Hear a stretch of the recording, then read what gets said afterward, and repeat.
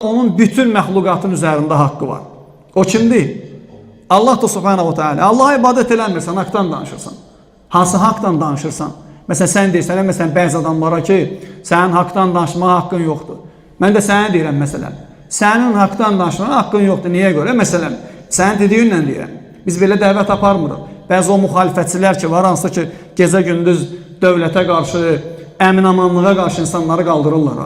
Onlara deyirəm mən ki, deyir, haqqımı yiyirlər. Sən haqq bilirsən ki, əslində.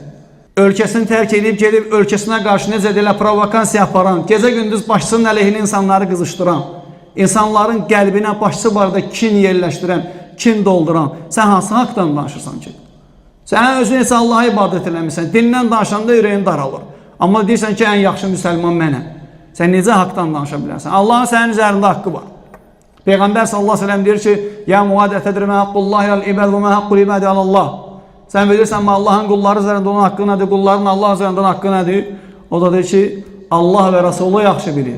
Ən yaxşı bilən Peyğəmbər sallallahu aleyhi ve sellem deyir ki, haqqullahi al-ibad ən ya'buduhu və la yüşriku bihi şey'ə. Allahın qullar üzərində onun haqqı odur ki, ona ibadət edib heç bir şey ona şərik qoşmasınlar. Eləyirsən bunu?